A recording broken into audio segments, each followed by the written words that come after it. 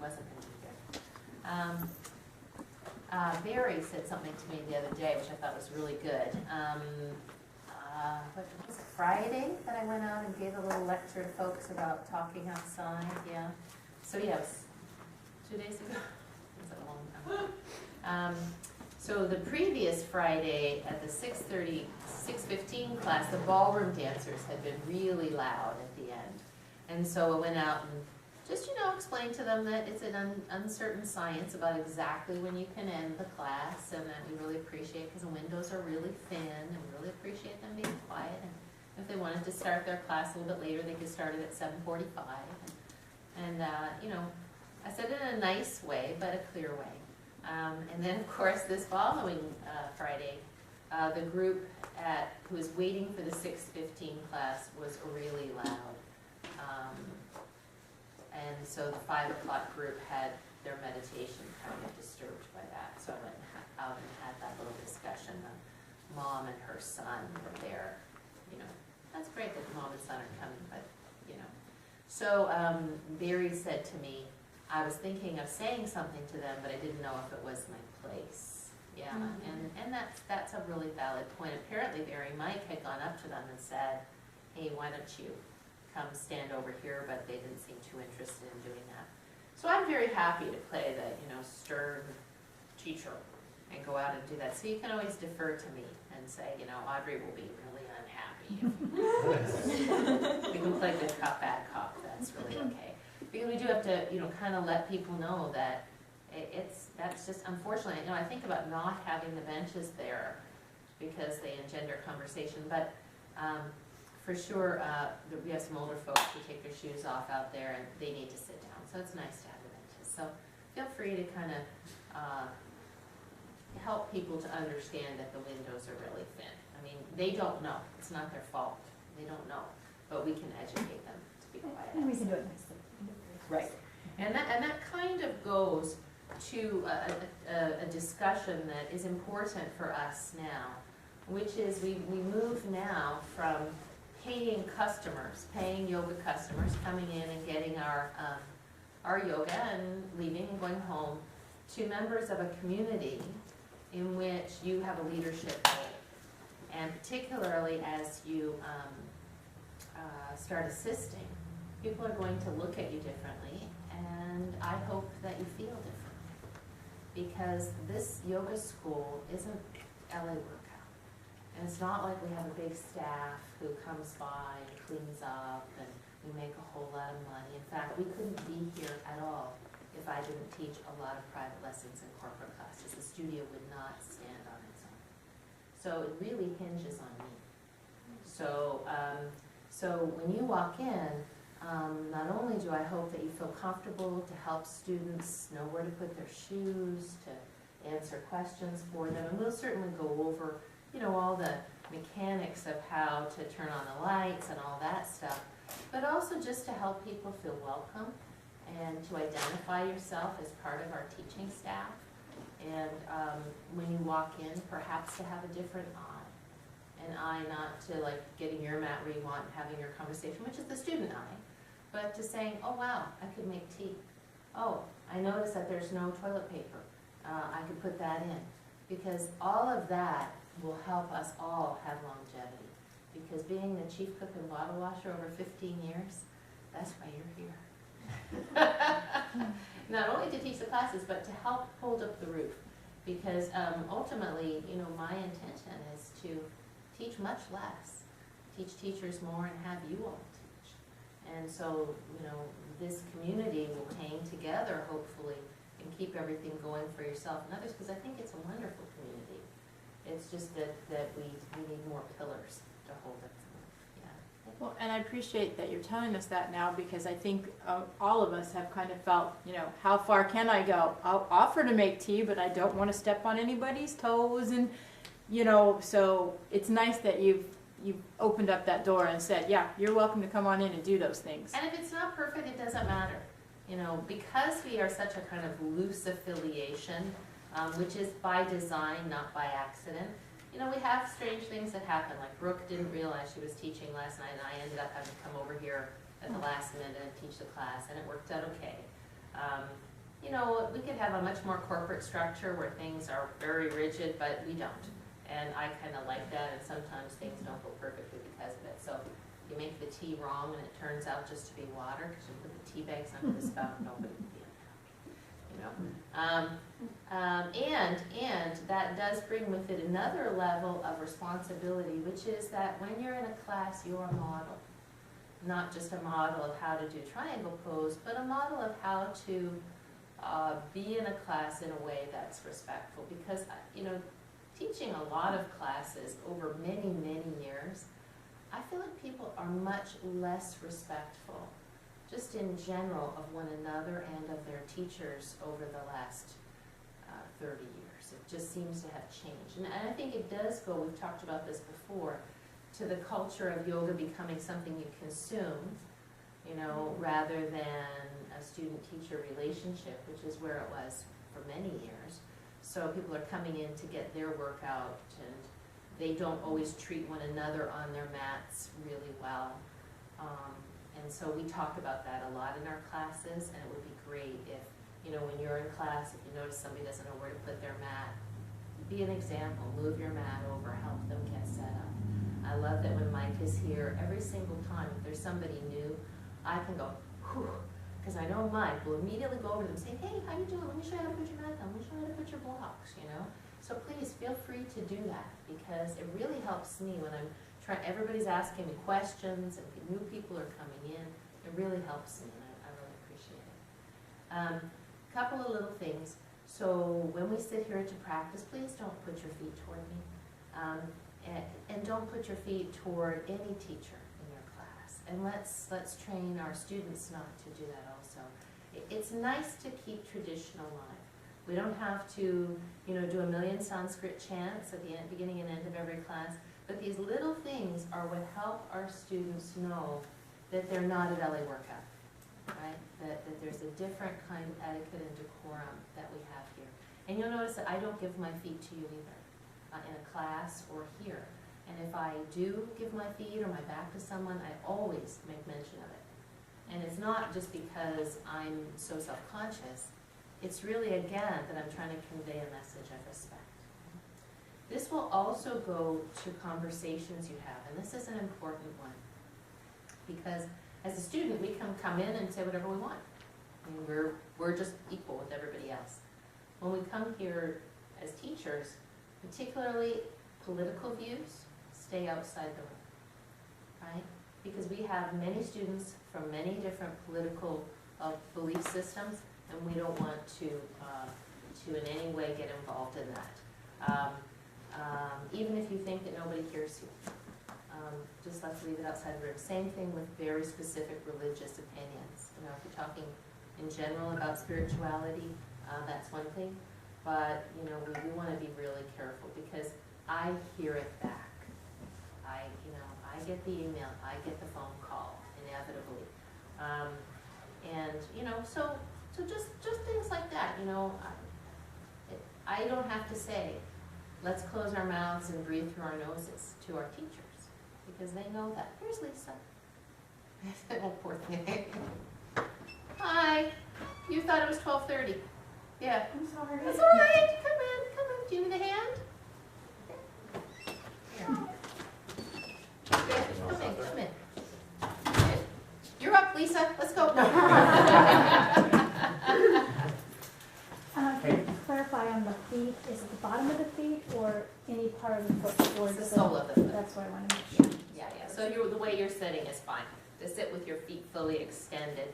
And if you are observing, you know, I know it's difficult to sit in one place for a long time, but try to make yourself as inconspicuous as possible, because it is odd for the students to be observed. So the more, and you've been doing a great job. I really appreciate that in Shavasana, everybody very still. People jumping up to bring chairs and blocks and blankets. That's just great.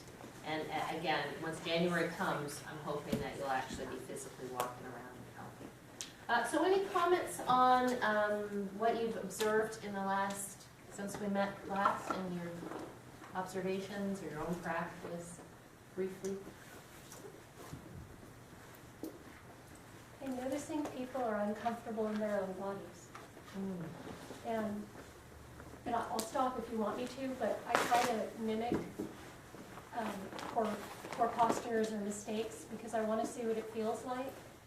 Not that I'm like that great, because I make plenty of mistakes, but I want to see what, humping and dunking do and all of the things that you're correcting for.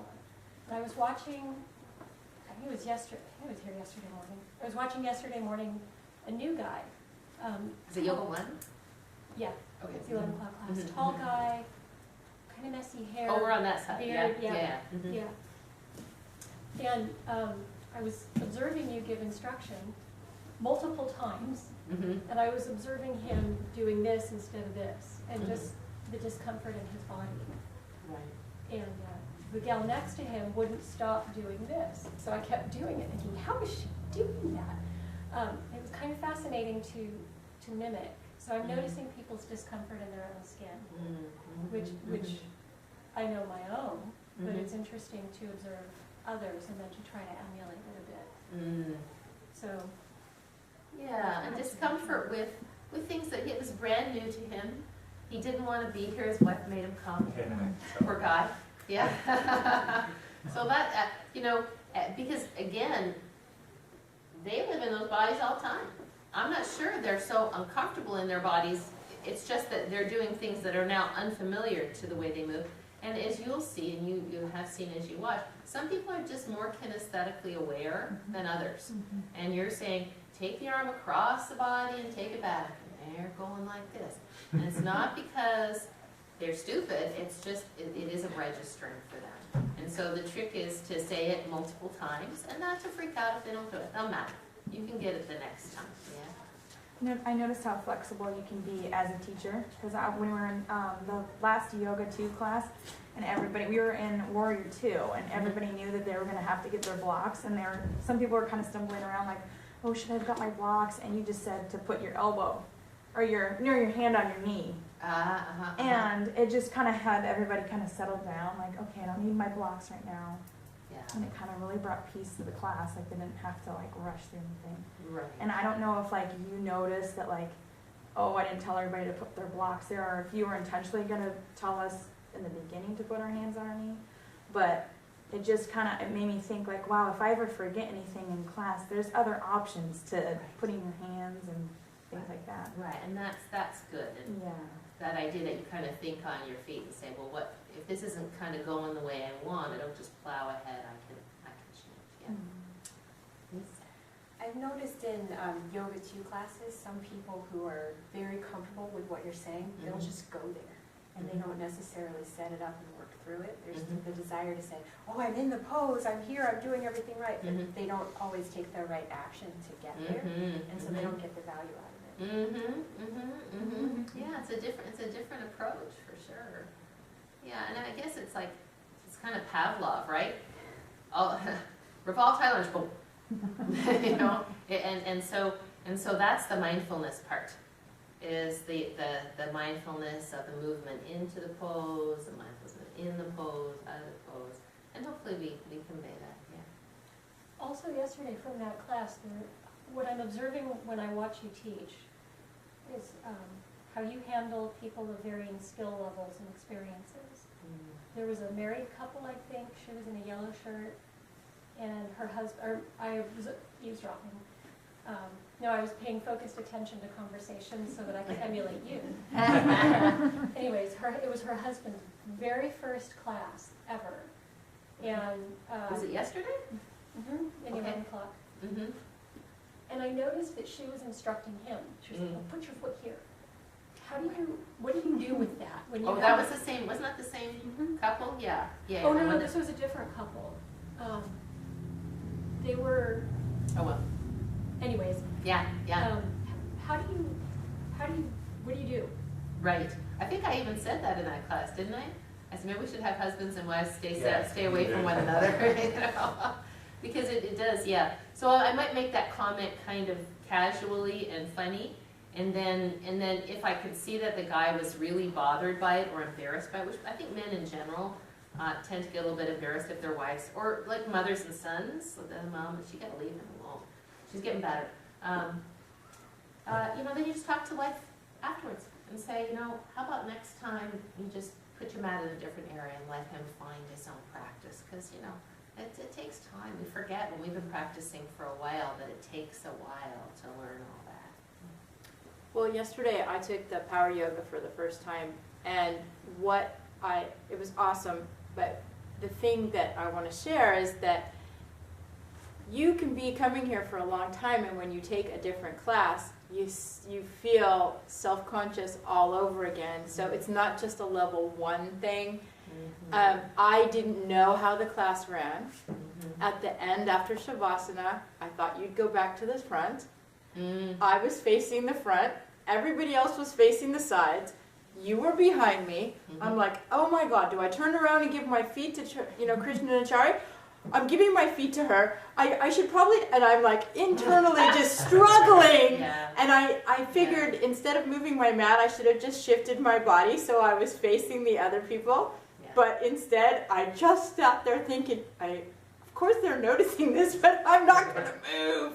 And so, even after a year, I think we need to be cognizant of the fact that no matter how long somebody's been here, they can still feel uncomfortable sometimes. Sure. Depending on their day and what's going on, and maybe just, trying Groups a of new people, class. Right? If you come in the morning all the time, you come in the evening, it's different. And the interesting thing, and it's funny, Karen, that you said that, because I saw you doing that, and I thought, well, I'm not going to send her out and say, it doesn't matter where she sits, that's fine, we're just going to Om anyway. So, it was no big deal to me. I'm sure those other people in the class, it was no big deal to you. It's like, I'm oh, glad just she sitting there. said something because we were all talking about it. Yeah. Later behind the back, and Yeah. yeah, it's But weird. that's the thing is, as you become more comfortable as a teacher, I am guilty of this many times, not being sensitive enough to people being uncomfortable about certain things, because I'm like, I have very few inhibitions in terms of body or whatever's going on here, and sometimes I just forget, and I have to kind of keep waking up to try to remember how sensitive people can be. And it's an ongoing process, yeah, very. I don't know if you want to talk about this today or a different day, but I would like to know your thoughts on how much latitude a teacher can have when teaching a class in allowing discussion and joking and talking to be going on. Right. Every teacher has a different style, and some allow a lot of it, and some don't. And Right. I like it all, so Right. I have no issue with any of it. Right. But I didn't know if you want us a certain way, or you want us to manage it the way it feels good for the group. Well, I think for sure that will be a bigger conversation as we get into leading classes. Again, it depends. It's like when Darcy first came to Power Yoga, she hated the fact that in Power Yoga we talk a lot and we joke around, and it gets a little bit raunchy sometimes. I mean,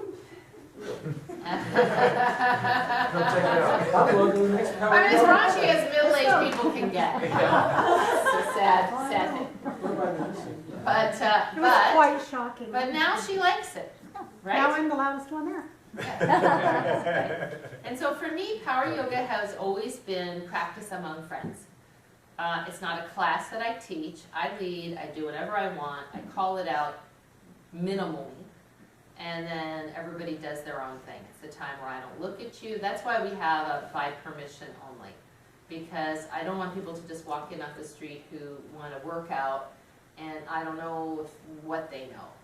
I want people to be safe and to be doing their own thing, and it's fun. Beyond that, I think that we're here to practice. We're here to breathe through our noses. And sometimes there's a little conversation, and that's fine.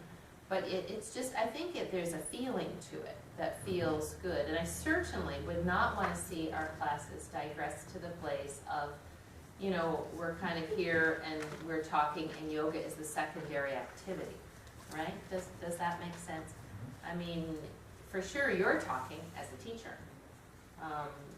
but then there's also over-talking too, and that, if you read some of the stuff on the internet about, you know, teachers have you captive, and there's like something, 100 stupid things my yoga teacher has said, you know, where people get annoyed by too much talking, too much esoterica, too much whatever.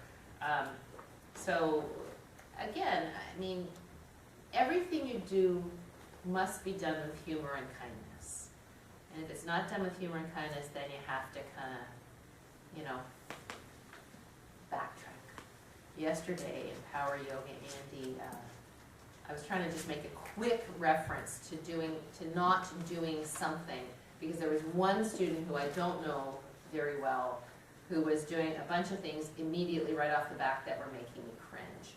So I just sort of made a quick overview of it, and then Andy said, I don't know what you mean, can you explain that? And I was like, I don't have to, like, you know, so I gave him another thing, I said, just come to my class. And so then that was kind of like an awkward moment. And I backtracked and said, to be honest, I haven't been in my class much lately, so, because I could have said it better. But I do think that Power Yoga is a place where I'm not going to explain it to you. You know, come to the class, we'll go over everything, and then, I mean, if it's something really important, we'll go over it. But, you know, the main thing is if you do something that's less than the best you can be, backtrack. You can always come back and apologize, or at least correct and make amends, you know. But we can talk about that later. All right. Today I want to blast through a lot of stuff. I'm going to switch the review question down a bit. I don't know why I put that there. I should have put Lisa first. We're going to do quite a lot of practice today. So I hope you didn't have a massive Jersey Mike sandwich just before you came, because we will actually be practicing going over these techniques for teaching lateral poses. I'm going to kind of go in this order. So let's move our stuff. Lisa's going to do a little warm-up. I don't even remember exactly, Lisa, what I told you, so I just made it up on the sheet. Teach whatever you plan to teach. And then we'll go on from there. You're fine. Be wherever you want to be.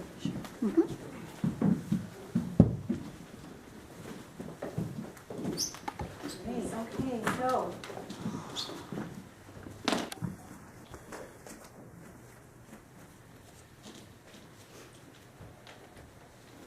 All right, so everyone, inhale, your ribs wide.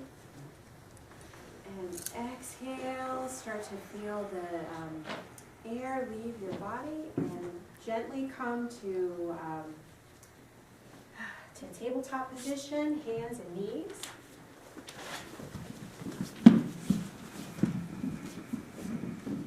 Make sure your wrists are directly under your elbows and in line with your shoulders. Make sure your knees are in line with your hips. Bring your chest forward to spinal extension and release the back of your neck. Inhale here. And exhale. Now push the floor away. Take your sit bones to your heels. Child's pose. Begin to release your belly. And begin to connect and ground with your breath. Inhale, your ribs wide. Feel extension through your side body. Exhale, release your belly, release your jaw, and come to your mat. Inhale up to cow pose, your chest coming forward, tailbone sitting up. Exhale, scooping your belly out. Inhale, coming back to cow pose. And now exhaling, rounding your spine. Elongate this exhale and push the ground away. Push your sit bones back to your heels. Chakravakasana. Inhale, coming forward into cow. Exhaling into cat stretch, pulling your ribs back. Exhaling all the way back down. And now continue to Chakravakasana on your own breath, waking up your spine.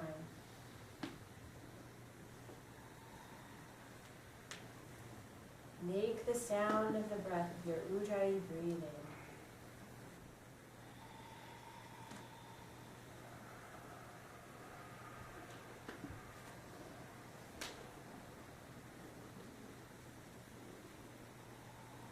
On your next exhale, come to neutral spine, tuck your toes under, and push back into your downward facing dog.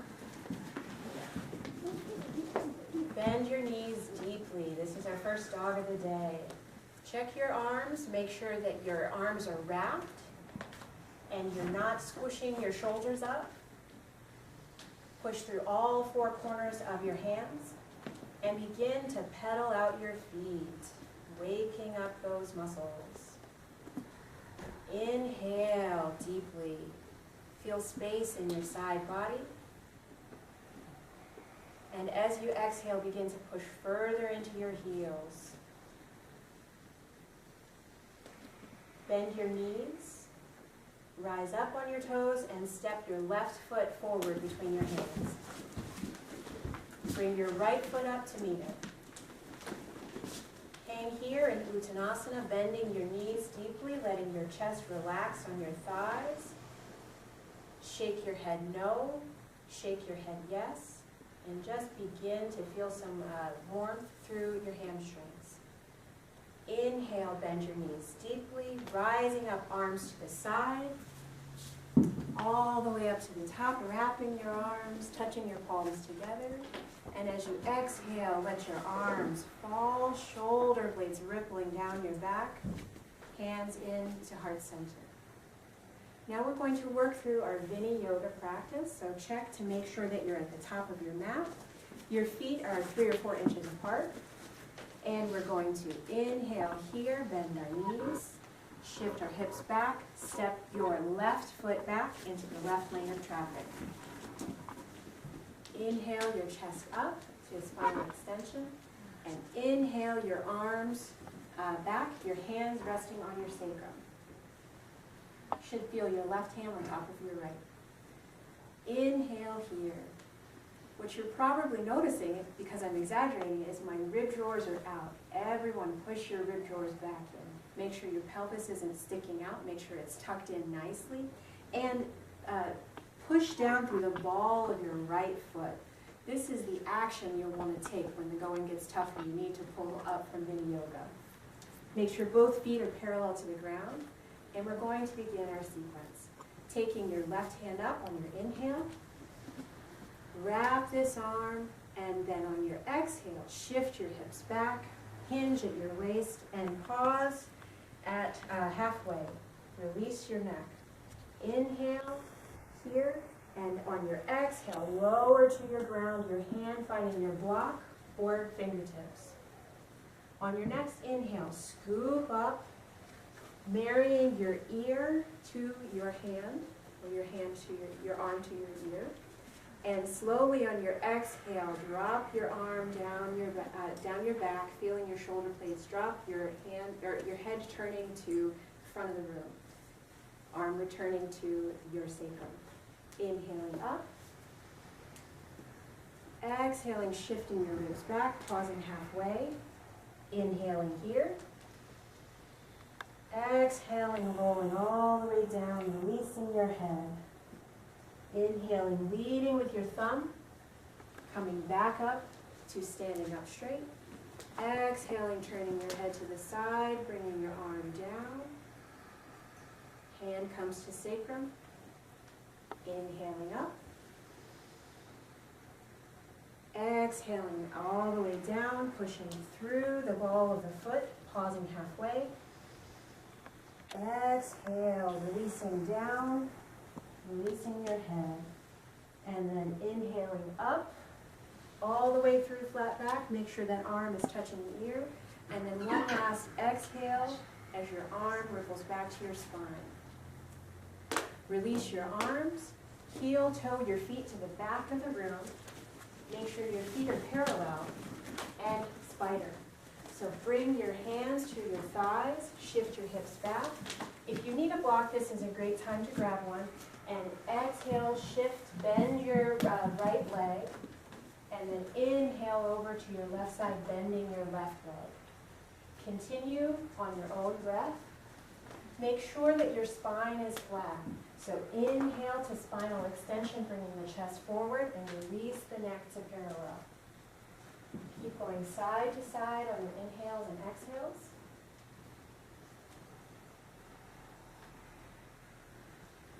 And then on your next exhale, walk your feet to your left so that your left foot is forward. Walk your feet over your right foot and come through high lunge with your right foot forward. Now push off that back leg, bring your left foot up to meet your right, bend your legs, arms to the side, sweeping up with a flat back, arms all the way up. And then on your exhale, bring your arms down, letting your shoulder blades melt to the side. Bring your arms back to heart center. Let's do the other side. Inhaling our ribs wide. Exhaling, bending our legs, shifting our hips back, this time stepping your right foot back into the right lane of traffic. Bring your chest up, nice and straight. Check your rib drawers, check your pelvis drawers. Bring your arms to your sacrum. This time your right hand should be on top of your left. Push down through all four corners of your foot, feeling the action of pushing down through the ball of your left toe.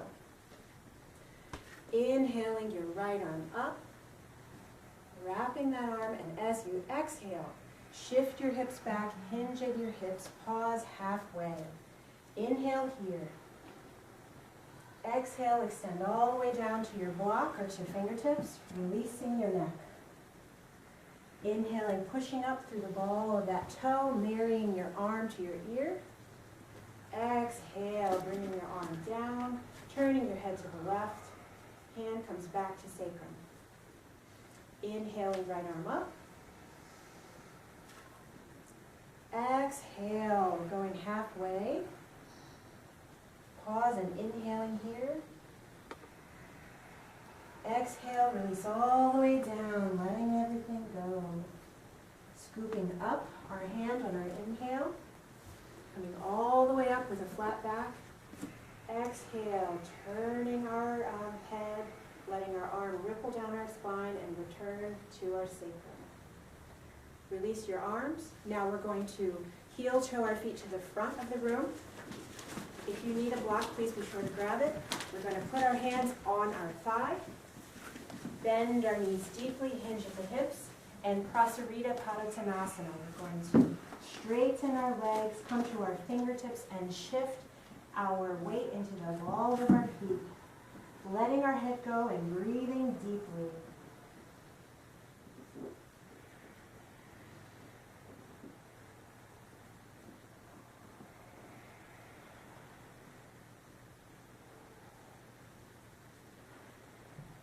Bend your legs. Turn over your left leg. Come back through high lunge. Inhale, your ribs wide, your back to spinal extension. Exhale, push off of that right foot, bring it up to meet the left. Inhale, bending deeply, coming all the way up, sweeping your arms to the side, wrapping your arms. And then exhale, bringing your arms all the way down. Inhaling, shoulders up and back. Exhaling them down. Inhaling up and back. Exhaling them down. Thanks.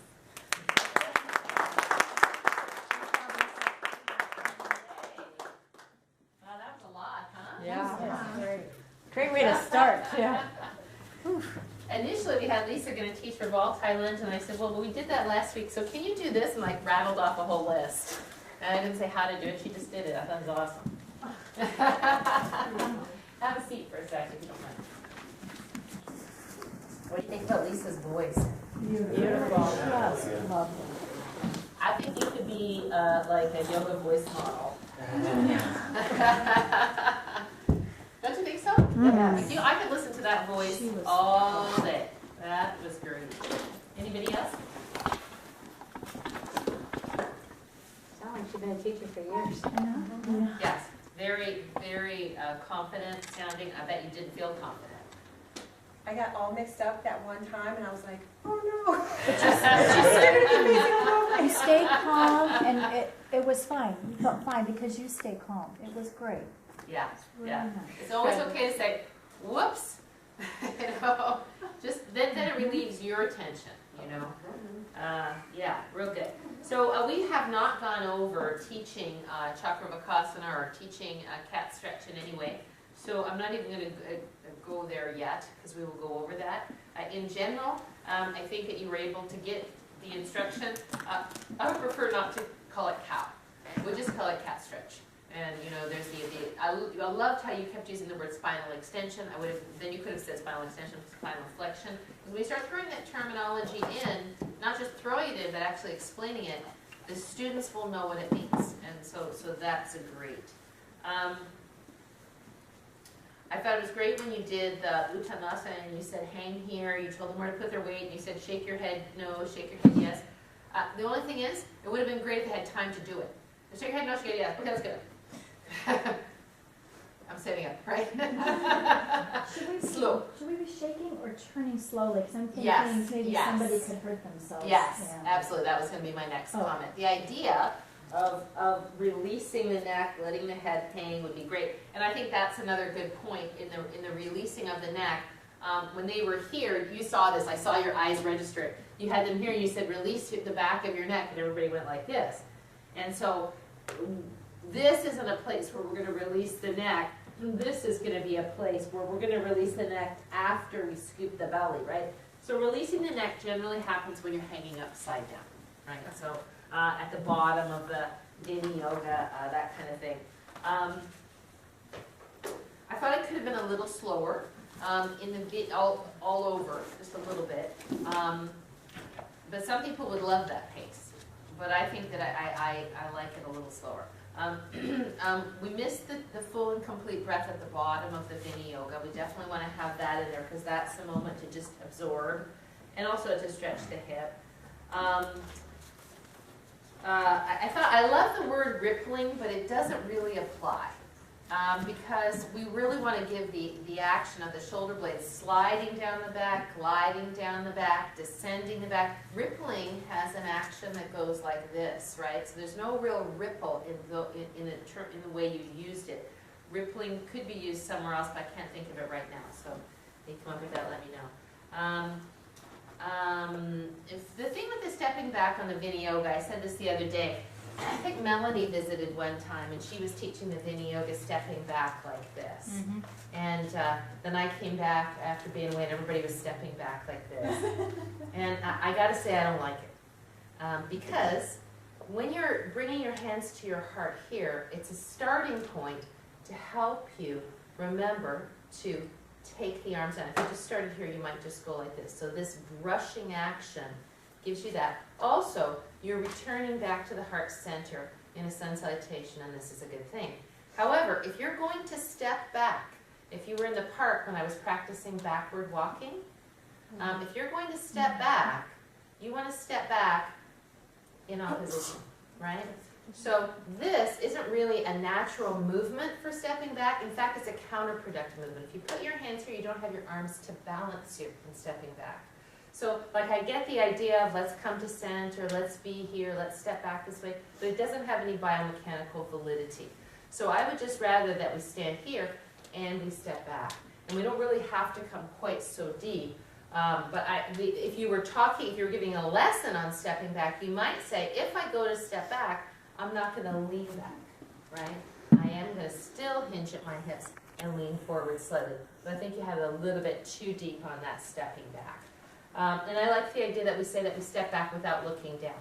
So it's just as natural as anything else that we do.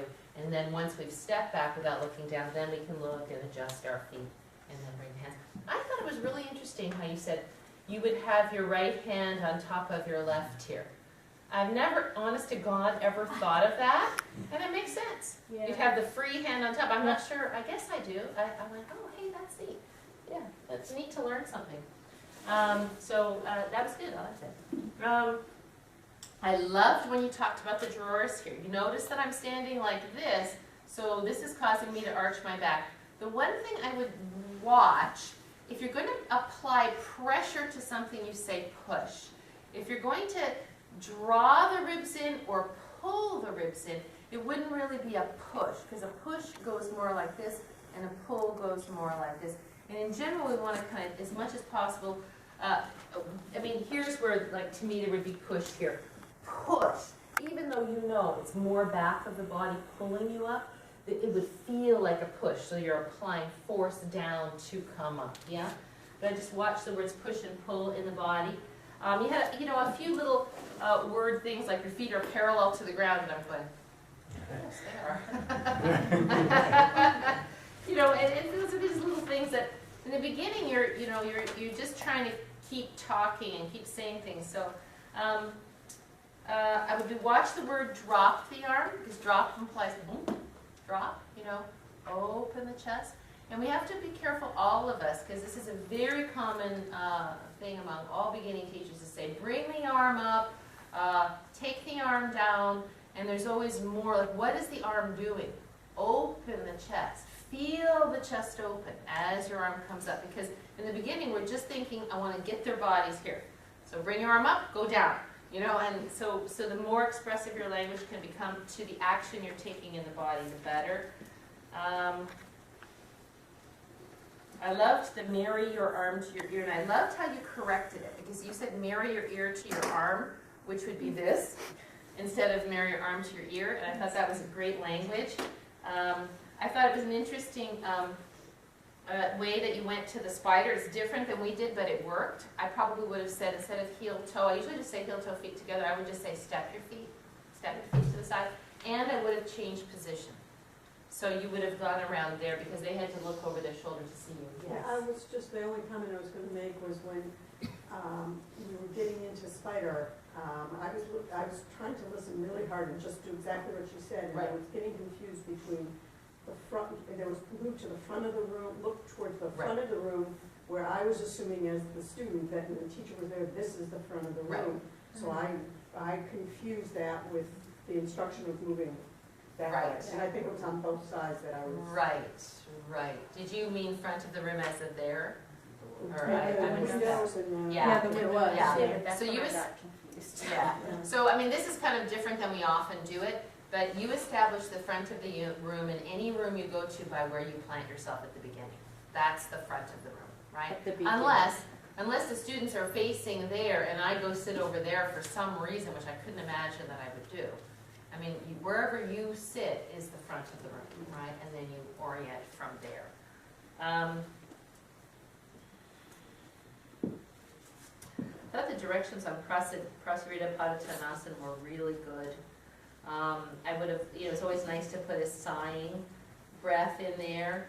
And then the last thing I would say is, we said, these are like little things, but when you say bend your legs, bend your knees. If you're going to say bend something, give the exact joint, because bend your legs isn't that clear always. Does that make sense? Yeah. If you're going to say, you know, hinge at your hips, we want to be specific to the joint.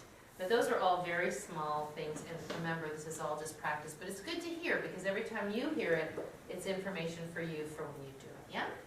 All right. Thank you, Lisa. I really appreciate you taking all of that on. That was big. All right. Very nice. Good. Now you're a little warmed up, correct? Mm-hmm. Okay. Because I want to go into a little sheet of paper here. I want to go into other ways to teach lateral poses so that we'll warm up a little bit. It's kind of nice that you're not super warm, because you will go kind of easily and carefully, and you'll be a little stiff, more like a person. Well, some of these things I wouldn't do with people who are really, really stiff, but I think they'll be fine. And then we will progress it into adding Ardha Chandrasana, because we haven't gone over Ardha Chandrasana yet, so we'll be warmed up to do that. So the main intention of the lateral poses, review contraindication for Vinyasa, just to remind us, because not everybody was here last week. By the way, the student I told you about last week that said she might have hurt her back in a Vinyasa, remember? Mm-hmm. Came back, she's good to go now. So it was just a little twinge, you know, but I completely take that. In fact, she didn't come Monday or Wednesday, and I thought, oh man, now maybe we have a problem. And she showed up Friday, and I'm going, so Lynette, how's your back? And she goes, oh, it's great.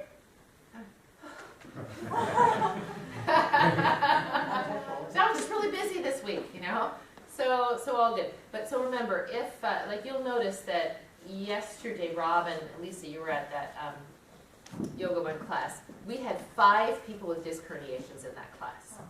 So that was a pretty careful class. And I started them on their back. First we started with the breathing, then we laid on our back and we took one knee slowly into the chest at a time. One reason to teach them to breathe more slowly, but more to very gently lengthen those muscles before they did any bending forward. Yeah, a lot of circling, a lot of that. Didn't even do windshield wiper to start. Came up, got into a little easy cat stretch with spinal, with a tabletop back rather than extension. And then there was no Vinyasa. It was all supported postures with chairs, and we did lateral poses? Yeah, we did lateral poses, but with chairs, right? And I taught them. And that was because I wanted to build some heat. So I wanted them to be safe and build a little bit of heat. So no Vinyasa if you got a bunch of people with herniations, right? All right, so the main intention of lateral poses.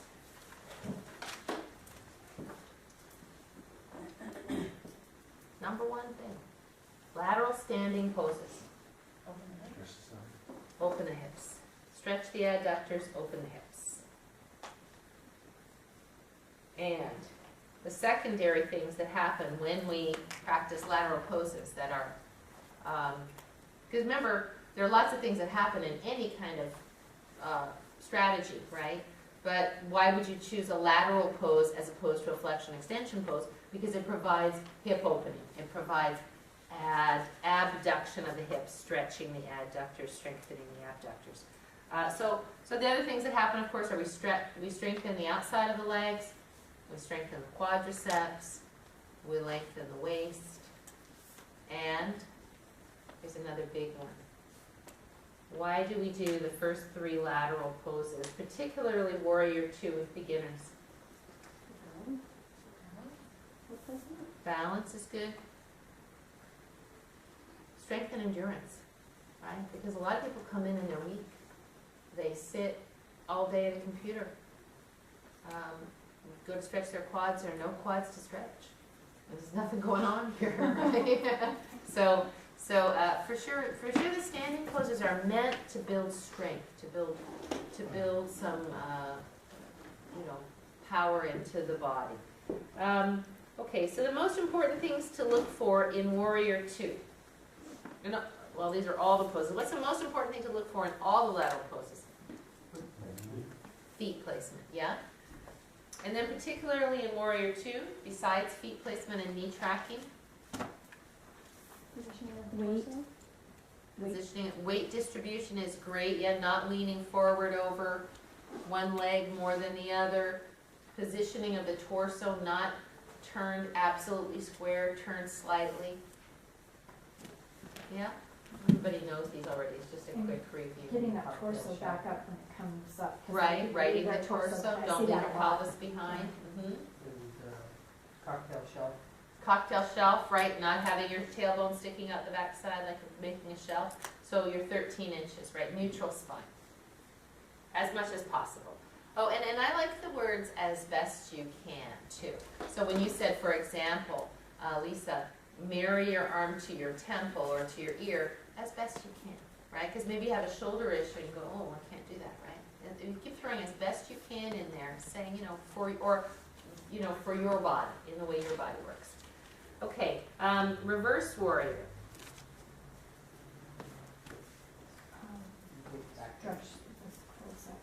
Right, stretch the side waist, wrapping the arm to stretch the side waist, not turning it into a back bend.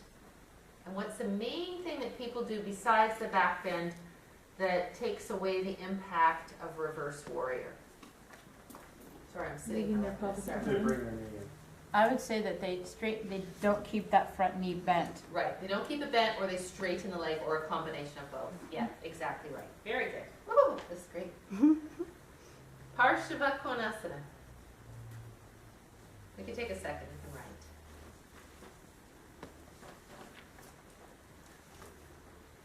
I think it will help you warm up even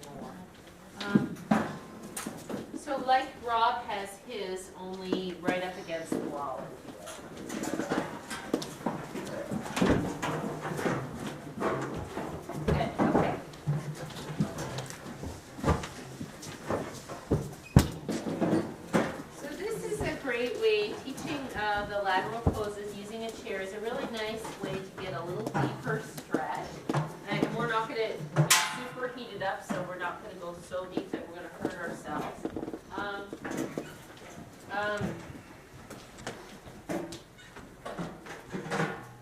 You would not teach this to people who have never done this on the floor, right? If you're gonna learn something, you're not gonna learn it on a chair the first time. So it would be, can you get this, Darcy? Uh-huh. Should we put that line down? Do you mind? Because I want you to see. Are the lights up all the way? They're up. Okay. Yeah. Isn't that awesome? Can you see me though? Yeah. Did they say it was a substitute for people that couldn't do it on the floor? Did I read that wrong? You don't even know what I'm gonna do. Oh. Oh, never mind. No, no, this is one for people who can do it on the floor, and now we're gonna move a little more deeply. Now, given that I have done this in a Yoga One class with people who I know have been doing this for a long time and I knew could do it, but I certainly wouldn't do it with people who weren't stable. You could put a chair up front and have somebody stabilize themselves with that. Can I borrow your chair for a sec? So if it were a class where one person was kind of unstable, but I was doing this with the whole class, then I probably wouldn't. But I guess you could do it like this. You could have a chair like this, because we're gonna put our foot up on the chair. We're gonna do it like this, yeah? So, thank you. So the nice thing about putting your leg up on the chair is it kind of decommissions, takes the hamstrings out of it a little bit by hoisting the leg up. And so you get a nice deep stretch in the hamstrings, the base of the hamstring, and then the groin. So if you don't mind, let's stand at Kim. Because I'm not able to see you. Have a block on your chair.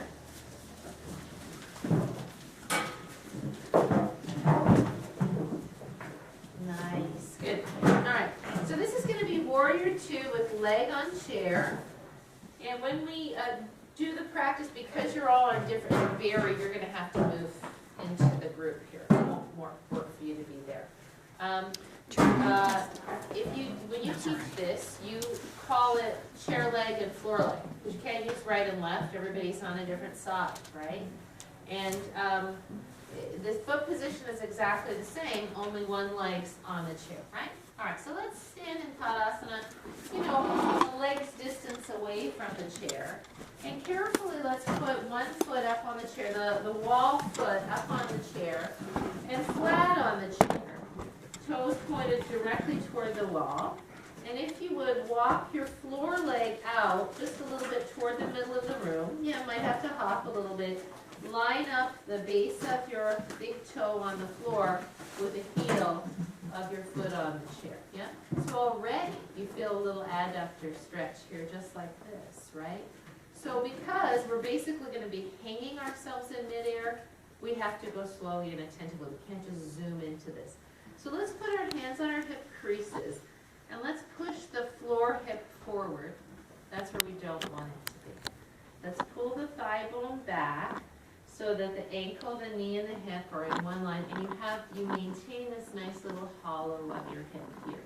Stretch out your toes on the chair, breathe in. Exhale very slowly, bend the knee, and you'll feel the muscles of the inner thigh stretching, perhaps the muscles of the floor hip flexors, and then let's push out.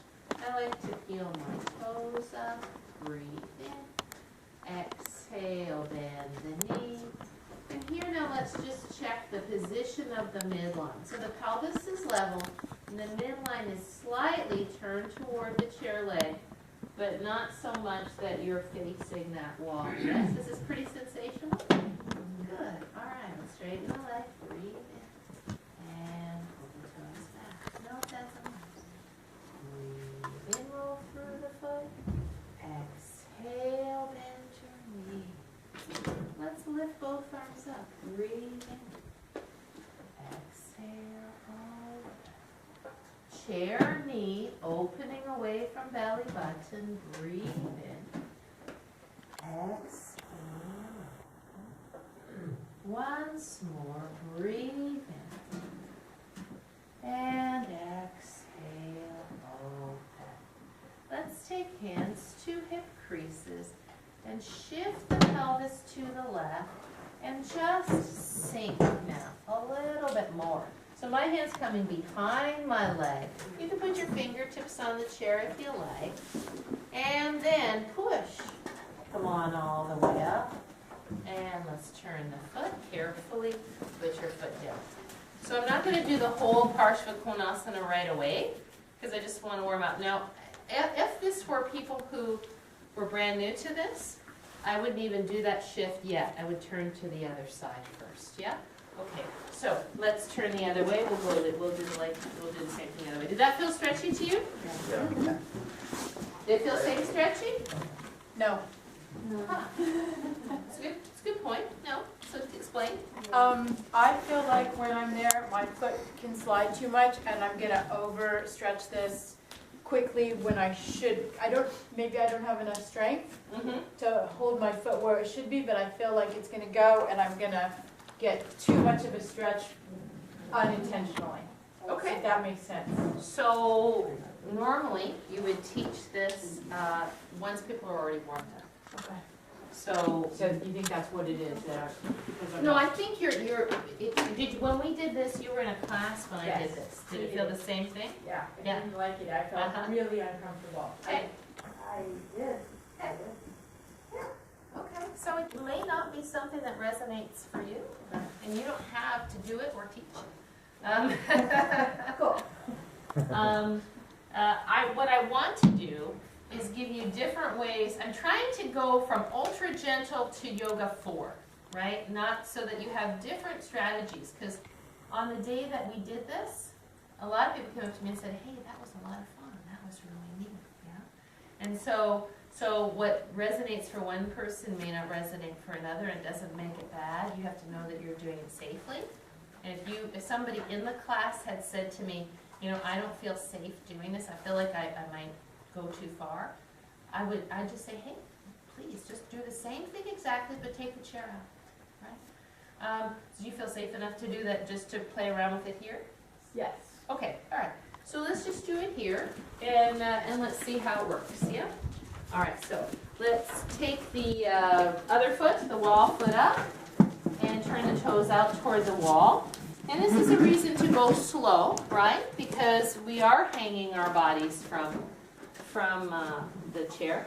The other thing that we can do to help ourselves here, now that we kind of have done it just a little bit, is to remember the breathing, right? So let's put one hand, the chair hand on your belly, and the other hand on your sacrum, like you're going to bow. Breathe in. And exhale, draw belly into spine to create support as you bend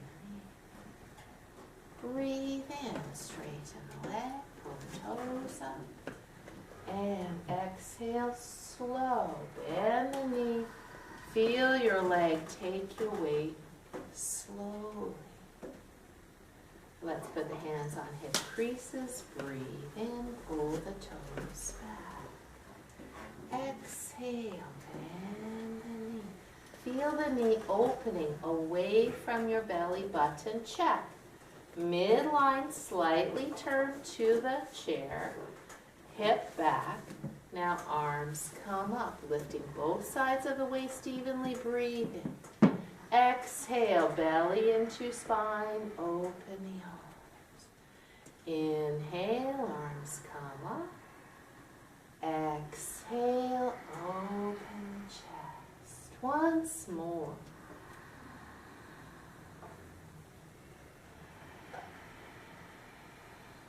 Hands to hip creases.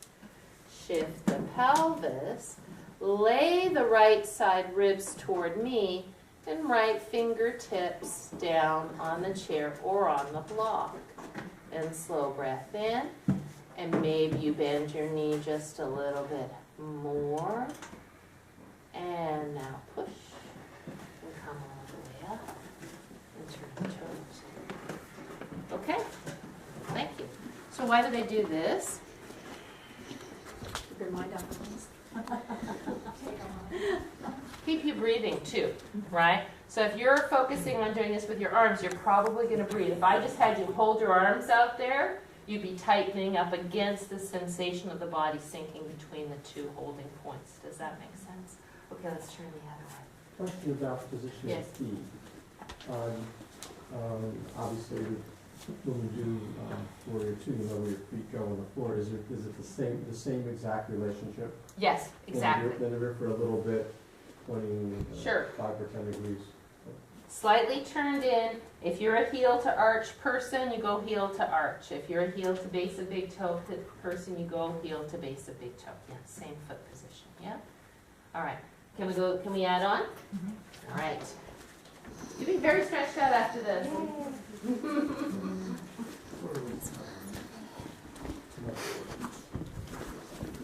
Sorry.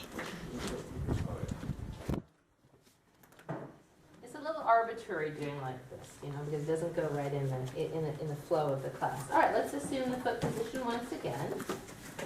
So check and see. Have your block on your chair.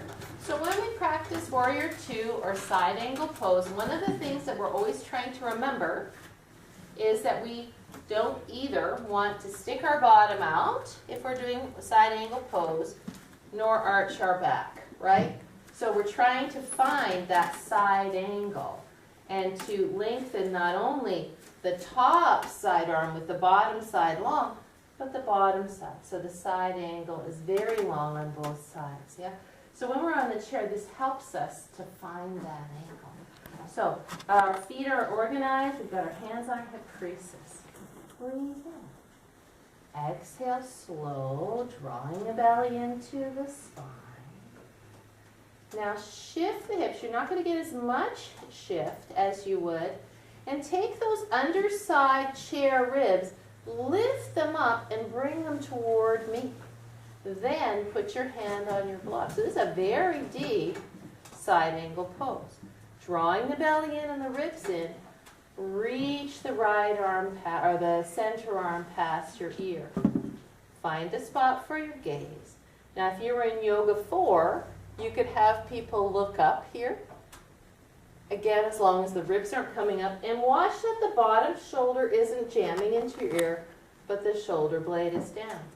And slow breath in, and long breath out. This time we're going to come to warrior two and right the pelvis. Push, lift all the way up warrior two, straighten your leg, and arms down. It's a lot of work, yeah? You're going to give this to a Yoga 1 person who's never done this before? No. But it's good work for people who have been doing this. Let's turn to the other side, shall we? Is the angle between, is this a 90-degree angle? This can't be a 90-degree angle because your foot and your knee is kind of higher than your hip. At least for me it is because I'm shorter. So... I actually sometimes have the knee, it's a good place to practice lunge. You could even have the knee come past. So if this were a Yoga 4 class, I might do this, and now we've warmed up, and then I might have them take the knee past the ankle as practice for half moon pose entry. Wow. So that would be kind of a good practice for that, yes? Is a position where you're trying to stay direct the knee? Yeah, to the extent you can. And the common error is to have the foot too far away. Yeah. Too far away, and then to feel like you're kind of like this. So the knee should be, I usually say the knee should approach the ankle, right? Should be able to approach the ankle. Another common error is to not be wide enough, right? And then the knee is coming past the ankle without the support of the space in between. It's definitely a challenge in finding your sweet spot. Yeah, yeah. Look, we're doing kind of an abbreviated version here, right? But let's go on, we'll do the other side. And then you can play around with this in your own practice, and if you come to a class and it works out, say, hey, let's do that thing on the chairs. Because I do, a lot of times on Thursday nights, I do stuff like this, So block on the chair. Nice, and I'm doing this with you because I'm kind of warming up myself. All right, so look and check and see that your bottom foot is slightly turned in, your feet are aligned in the way that's best for you, heel to arch or heel to base of big toe. Let's just put the hands on the hip creases so that we feel the pelvis level. Breathe in. As you exhale, belly into spine. Now, as you shift the hips, you'll notice if you're not wide enough, you won't get much going on. Like I just went, oh, I could actually get my bottom leg a little wider. Then as I bend the knee and put my hand on my block, I'm bringing those right ribs or those chair ribs around, yes? And lengthening them from the pelvis to the armpit. From here, slide left arm, or the forearm past your ear. Find your gaze and your breath and feel what your actions are. So your actions are the leg opening into your arm, the bottom ribs extending toward the armpit, the belly drawing into the spine, and then finally, of course, the length of the side angle. And one more. Yeah, yes, they can be. Nice. Good. From here, let's sweep, keep the bend of the knee, bring the rim of the pelvis right off the thigh. Exhale. Straighten the leg. Long way up. Yes, good. Yes, Anthony, that's stage 3. Let's do it. Let's turn to the other leg. Again, I'm doing a bit of a speed version here. Is there a magic way to gauge how far out your outside leg should be? I think it goes by feeling, right? Am I able to get the space and get the length, right? Because like I noticed on that side, I needed to be a little wider for my body than I do here. So magic way, I mean, I guess you could do this, you know, but in general, I think it's just a feeling, right? You know, walk the foot out. It's just like in side angle pose. If you see somebody and they're like this, what's the first thing you're going to say to do? Step your foot back, right? Maybe the block is too low or too high, but if you see I always call this bunching, right? When you see bunching, just the very simple act of widening the base will take out some of the bunching, yeah? So, all right, let's do one more.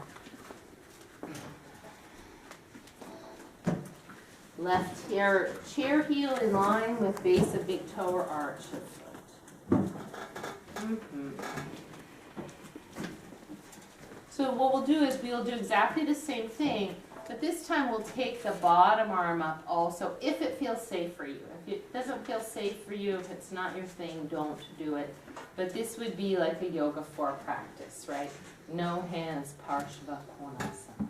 So let's breathe in here and exhale, bend the chair leg and just feel your way in. And feel your weight centered, yes? You're just centered easily. Now, feel the shift of the pelvis. It won't be a big one. And hand comes down to your prop. Bring your ribs around. Turn your belly. Sweep the right or the center arm. So you've got this side of the side angle, right? The one from the floor to the hand. Now, let's take the other side of the side ankle.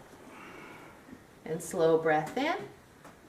And belly into spine for stability. Here's the push. Push. Warrior 2. Lift the pelvis up. That's it. Straighten the leg. And come on out. Yay. Very nice. Let's turn the other way. How do you get off the chair when you're like this? Gracefully. Push. Step. This is not okay. Push. Step. Control, you know. So I roll through the heel. And then I step down. Yeah? All right, let's go the other way. We will counterpose this for sure. Right after this. Right after a break from a word from our sponsor.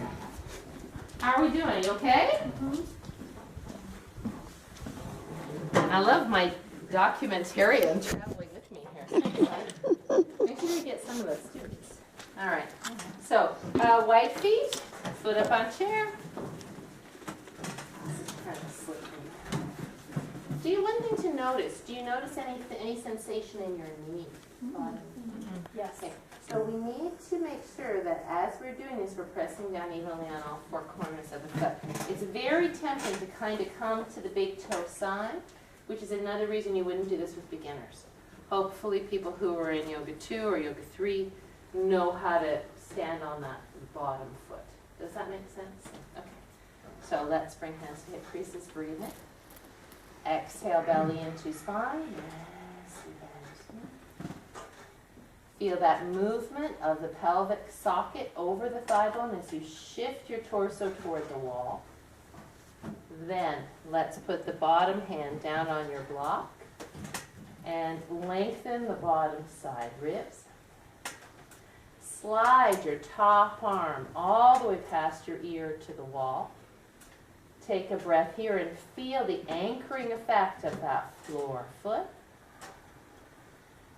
From here, reach bottom arm up and slow breath in and stabilizing breath out.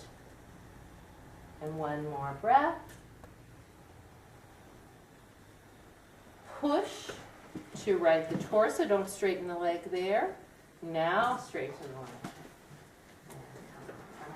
So that's the work, is keeping that leg bent and then bringing the torso up. Yeah? All right, thank you so much. Let's turn the toes in slightly. Hinge at the hips. Prasarita Padottanasana. Slow. With the weight to the toes, take a slow breath in. And say,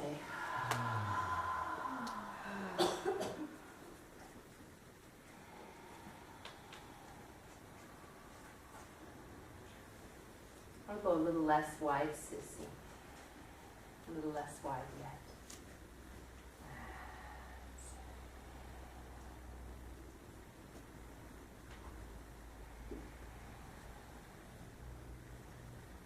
So it's a lot of concentrating. Now there's just time to be. Bend the knees, hands to the thighs, extend the spine, push with the legs. So it would be tempting if you were teaching a class, when you get done with that, and now they're doing Prasarita Padottanasana, to give them a million directions. Do this, do that, make sure your bottom ribs are coming down, make sure, you know, and we have to kind of balance the instructional aspects with the needs of the practice. So after this, it's kind of big, right? So they just need to cool down. So as long as nobody's doing anything that's hurting them or, you know, counterproductive, then we just kind of, you know, let them be. Yeah?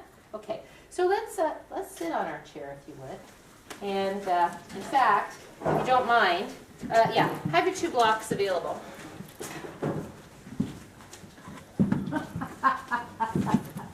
Oh, sorry. Did I take your blocks, Gary? One of them. Yeah.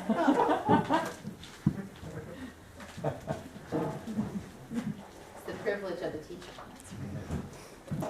All right.